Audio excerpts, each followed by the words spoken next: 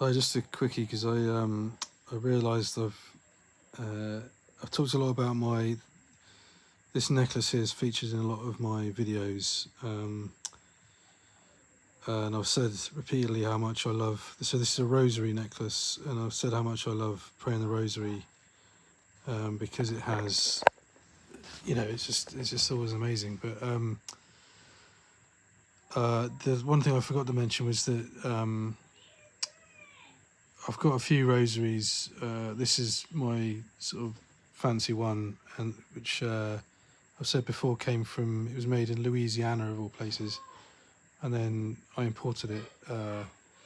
So it cost me just over £100, and I got some much cheaper ones. But whenever I get one, I've got a friend who makes them actually. So whenever I get one from her, I just make a point of grabbing my priest when I see him and asking for him to bless it. And so by so doing, it goes from being a very meaningful object, in the sense that you can use it to help you pray, but it becomes something genuinely, in and of itself, it becomes something sacred, and all the more powerful for it.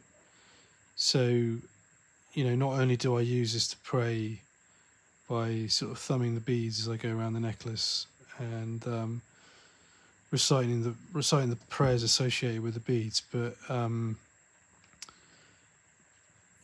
it's blessed, I mean, it's a bit of an exception because this here is a Saint Benedict medal. Just tap on it so you can see it.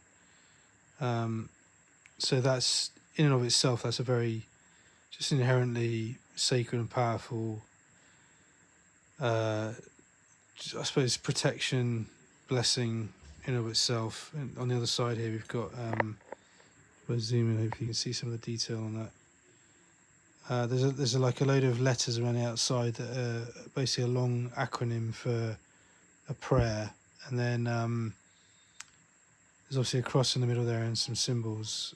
And then the first side you saw, there's an actual image of Saint Benedict himself, who was the kind of monk who started monks. He was responsible for he's an Italian or a Roman, responsible for monasteries spreading all over Europe, and now there are Benedictine monasteries all over the place, all over the continent. And there are some amazing anecdotes about him.